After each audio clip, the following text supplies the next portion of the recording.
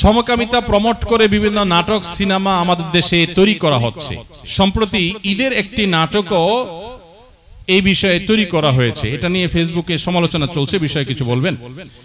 ভাইরা আমার, খুবই দুঃখজনক বিষয়, বিনোদনের নামে, নাটক সিনেমার নামে আমাদের দেশে অনেক অবৈধ বিষয়কে স্বাভাবিক করে ফেলা হয়েছে।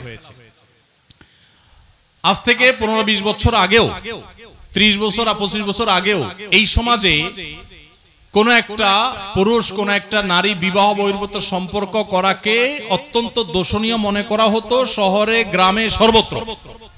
ঠিক না বেঠিক? নাটক সিনেমার নামে, বিনোদনের নামে যেগুলো দেখে আপনারা হাসি পান, আনন্দ পাওয়ার চেষ্টা করেন, বিনোদন পাওয়ার চেষ্টা করেন, সময় কাটাবার চেষ্টা করেন, এগুলোর নাম দিয়ে, এগুলোর মোড়ক দিয়ে এই তথাকথিত বয়ফ্রেন্ড গার্লফ্রেন্ড কালচারকে প্রমোট এবং প্রতিষ্ঠা করা হয়েছে এই সমাজে। এখন আর কারো বয়ফ্রেন্ড আছে, কারো গার্লফ্রেন্ড আছে এটা বলতে এখন আর মুখেও বাধে না, অর্থাৎ লাজ লজ্জা শরমটাও উঠে শেষ হয়ে গেছে। এটা খুব ভয়ঙ্কর একটা ব্যাপার। অপরাধ করার পর অপরাধ বোধ থাকা, এটা খুব তুলনামূলকভাবে, ওইটার তুলনামূলকভাবে সহনীয়, এটাও মন্দ, কিন্তু ওইটার তুলনায় কম মন্দ। আর যদি কেউ অপরাধ করার পর অপরাধকে অপরাধ মনে না করে, দোষ মনে না করে, এটা ভয়াবহ, এটা কুফরি, এটা ঈমান যাওয়ার মতো বিষয়। আমাদের সমাজে এই তথাকথিত নাটক সিনেমার নাম দিয়ে পশ্চিমারা সেই জায়গাগুলোতে কোটি কোটি টাকা ইনভেস্ট করে তথাকথিত আর্টিস্ট এবং শিল্পীদের কিনে নিয়ে তাদের দিয়ে বয়ফ্রেন্ড গার্লফ্রেন্ড কালচার প্রতিষ্ঠা করে জেনাকে সমাজে এস্টাবলিশড ইতিমধ্যে তারা করে ফেলেছে। আমাদের সমাজকে এখন আরেক লেয়ারে পচাবার জন্য, নষ্ট করার জন্য এখন তথাকথিত ট্রান্সজেন্ডার বাদ এটাকে প্রতিষ্ঠা করার জন্য নাটক তৈরি করা হচ্ছে। ইতিমধ্যে একটা নাটক, কত বড় দুঃসাহস চিন্তা করেন, ঈদের অনুষ্ঠান একান্তই মুসলমানদের অনুষ্ঠান, একটা ইবাদত। ঈদ একটা কি ইবাদত, ঈদের মতো ইবাদতকে ঘিরে যে অনুষ্ঠান করছে সেখানে সমকামিতা বা ট্রান্সজেন্ডার মতবাদ সেটাকে পুশ করে নাটকের মাধ্যমে ইবাদতরত মানুষগুলোকে নাটকের নাম দিয়া তাদের মধ্যে ওই ইবাদতের মৌসুমে সিজনে তাদের মধ্যে ইসলাম বিরোধী বীজ ঢুকায় দেওয়া হচ্ছে। তার মানে হলো যে আমাদের সম্পদ, আমাদের সোসাইটি, আমাদের ঈদ মানে মুসলমানদের আবহ, এইটাকে ব্যবহার করে সেখানে তারা মুসলমানদের বিরুদ্ধে বিষ এবং ক্ষতিকর জিনিস তারা ঢুকিয়ে দিচ্ছে। আপনারা যেগুলো সোশ্যাল মিডিয়াতে, ফেসবুক, ইউটিউবে বিভিন্ন নাটকের ক্লিপ, ভিডিওর ক্লিপ অনেকে বুধ হয়ে পড়ে থেকে দেখেন, আপনার নিজের অজান্তে আল্লাহর দ্বীনকে দুনিয়া থেকে বিদায় করার নীল নকশা যে সমস্ত নাটক সিনেমার মাধ্যমে হয়, আপনি সেগুলার প্রমোট করছেন, সেগুলার প্রচার করছেন, সেগুলার সহযোগিতা করছেন। এজন্য আমাদের পরিষ্কারভাবে প্রত্যেকের অবস্থান নিতে হবে।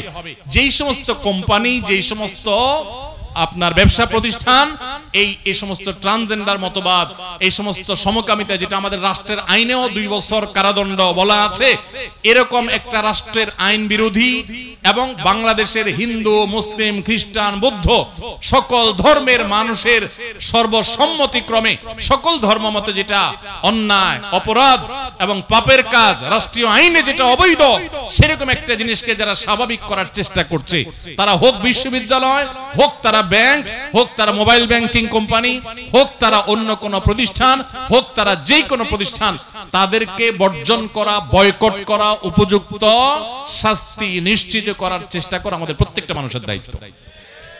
ভাইরা আমার, আমাদের সন্তানরা ট্রান্সজেন্ডার মতবাদ প্রতিষ্ঠিত হলে, তারা সমকামিতার দিকে ঝুঁকে গেলে পরিস্থিতি কি হতে পারে?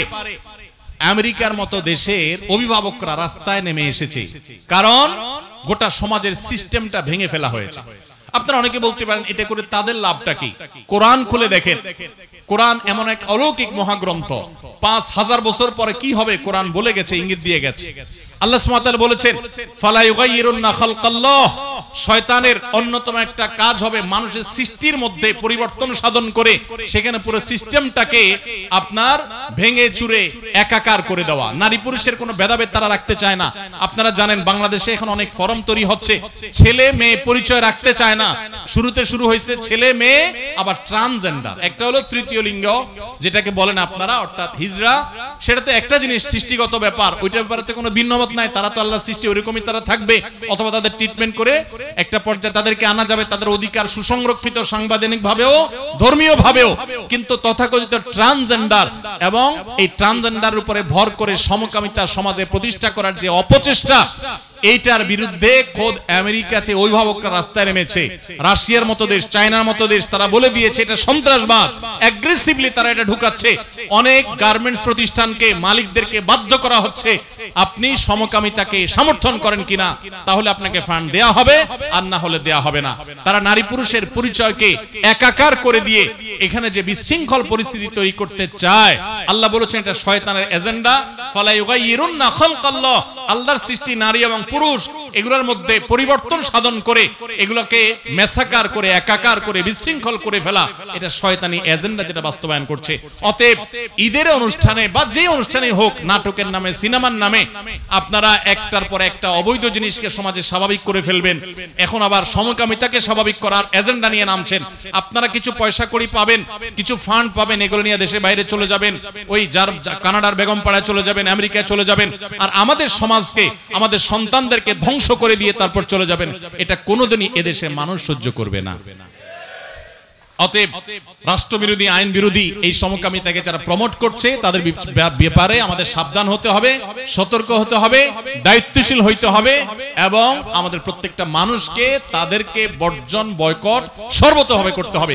শয়তান এসে বলবে আমি একা বয়কট করলে কি হবে, আপনি আপনার দায়িত্ব পালন করেন, কি হবে না হবে আপনার দেখার দরকার নেই। আপনি আল্লাহকে বলবেন আল্লাহ আমি আমার চেষ্টাটুকু করছি। করা যাবে না ইনশাআল্লাহ? আল্লাহ আমাদেরকে তৌফিক দান করুন।